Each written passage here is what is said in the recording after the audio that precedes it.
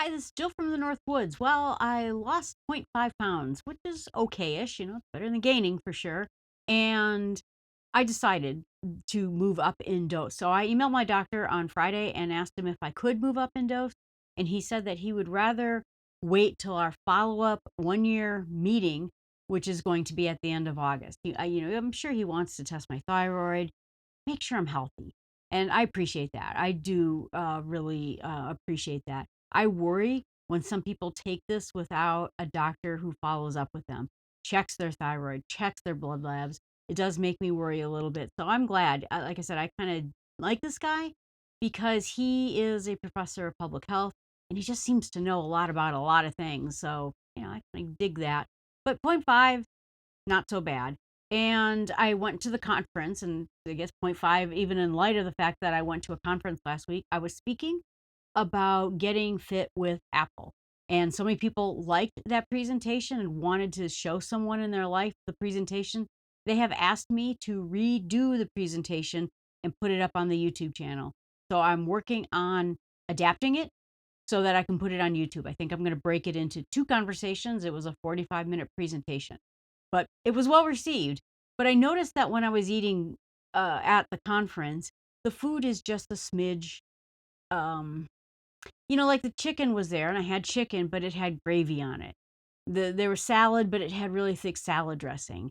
Everything was a smidge richer than I'm used to eating right now. I'm eating very simply, and my stomach did not feel great at the conference. It may have been something entirely different, but I did not feel well with my stomach. So I started drinking protein drinks, power bars, that kind of thing. But the stomach got a little bit better as we went along. So I think that was probably it.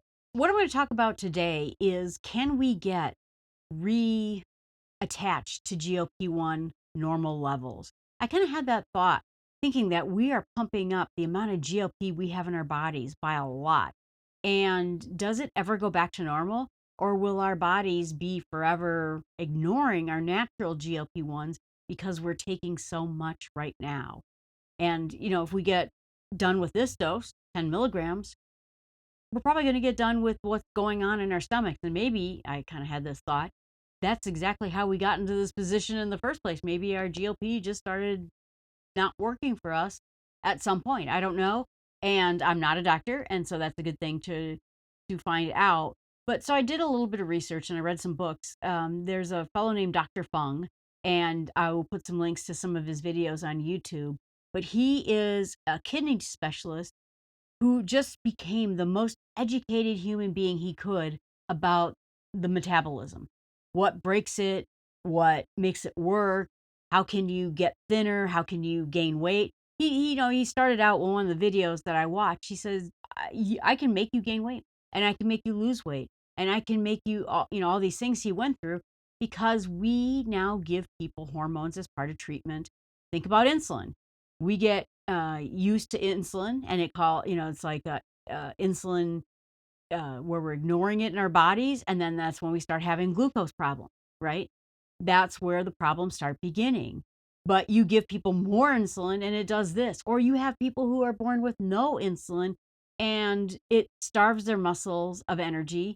It won't let glucose go into the muscles, floats around in the body, and does no good for anyone. You'd think that someone who has too much sugar in their system would feel great, muscular, full of energy, hyperactive maybe.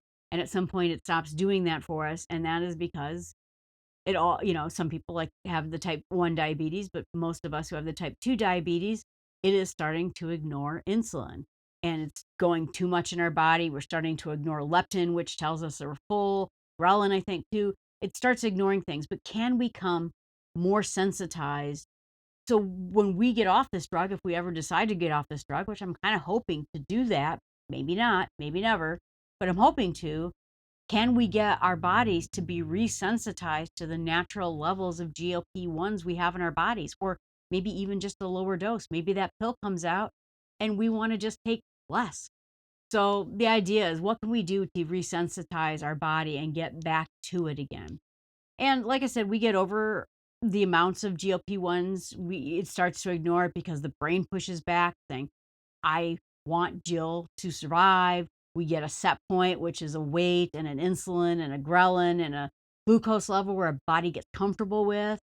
We drift. They call it behavioral drift, where you start to go back to your behavior. A long time ago, I quit drinking Diet Mountain Dew. That was my pop of choice, and I quit. And then I was off for like a couple of years, and I tried a Diet Coke, and then I got addicted to Diet Coke. I am just an addictive personality. I know that about myself, and so you get behavior drift where you start fading back in, eating a little bit more, moving a little bit less, and then slowly but surely you start going back again.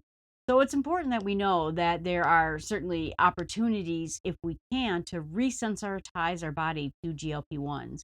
And the good news is you can become sensitive.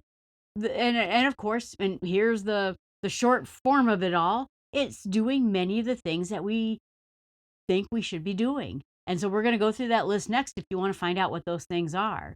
Exercise. Exercise is a great way of resensitizing our body. It helps control our cortisol levels, which causes stress. It's a stress reaction. Like you're getting tracked by a tiger, cortisol goes into action, starts drumming an adrenaline in our system and glucose in our system so it can run away from the tiger. By exercise, we burn off some of that sugar in our system.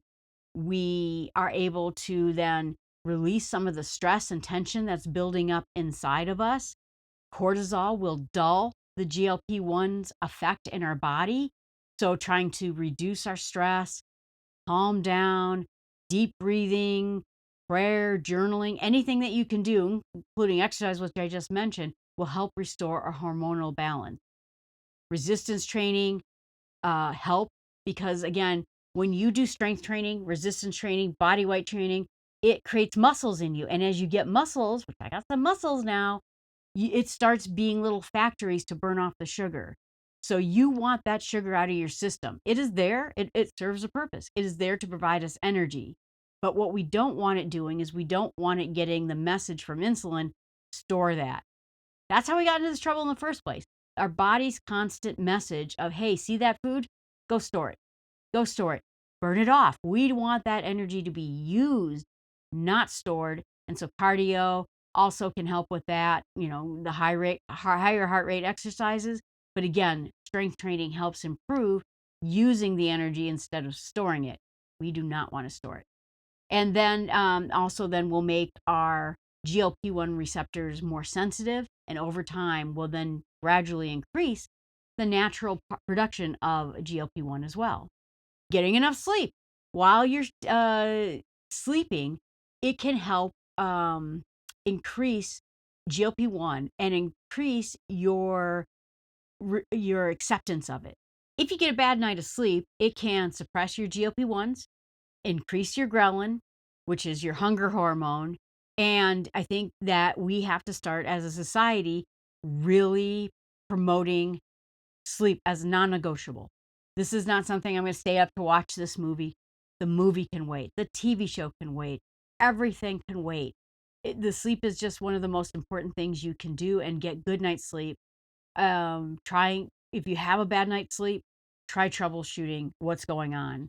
I was an insomniac until I was about, I'd say 15 years ago. And suddenly I worked through each of the issues. I no longer have insomnia. I sleep pretty well every night, which is good. But if you're hungry, do you ever notice that? Like if you're super hungry, you didn't sleep well, you feel like eating all the next day. Because again, I think the body is sort of thinking, something's really wrong here. I better give Jill an extra dose of energy in case maybe she didn't sleep last night because that tiger was out in the bush and she's worried it's going to chase her down the road, something like that. So it is worried about that. So in making sure that you get a good night's sleep. Time restricted eating, strangely enough, I mean, I don't want to say strangely enough, I guess it's kind of logical enough, helps you to eat better. Because what happens is we get sugar in our bodies, and we are a society. And before I started all of this, years ago, I would snack, so you eat breakfast and maybe you have a 10 o'clock snack. You eat lunch and maybe you make it to dinner, or maybe you have like a 4 o'clock snack. and then you eat dinner, and then somewhere around you're watching TV, you pull out a bag of something at 8 o'clock at night, and you start eating. Your body is constantly getting new forms, and some of those snacks not particularly good for you. Sugar, sugar, sugar, sugar, easy carbs, easy carbs, easy carbs, and you never get a rest from it. And so you have to get into this time restricted type of eating, because what you're doing is you're depriving your body of food and giving it this long period of time where it says, oh, still's not feeding me any snack. I guess I better eat the sugar that's inside the system already. We got some sugar here, might as well use it because she's not giving me the Cheetos. So intermittent time restricted eating helped to improve the whole system because it's improving the amount of glucose in your system. And when you improve the glucose in your system, you improve the amount of insulin in your system. And we're getting fixed up, I think, with this drug, but we want to stay fixed up when we get off of this drug. So unfortunately, time restricted eating. I know a lot of you out there, including my buds out there, my friends, they watch TV every night and they have snacks with TV. And sometimes, they think they're doing the right thing. They're having a bowl of fruit. They're having something that's not terrible for you, but it's sugar in the end.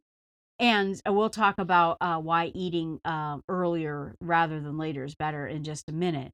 So those strategies can really help. I hope that helps. Please remember that you can always email me at jill@startwithsmallsteps.com. I realize that these YouTube channels are all hooked up to my old email. That email is not working right now. I'm having a certificate problem with it. Jill@startwithsmallsteps.com. That is the email where it actually works right now. So please email me there. I would love to hear from you. Put a comment in the chat channel, subscribe, tell a friend. You got good tips? Let me know. I'd love to hear them. Or if you got a problem you're trying to solve, I'd love to hear that too. Thanks so much. Have a great day.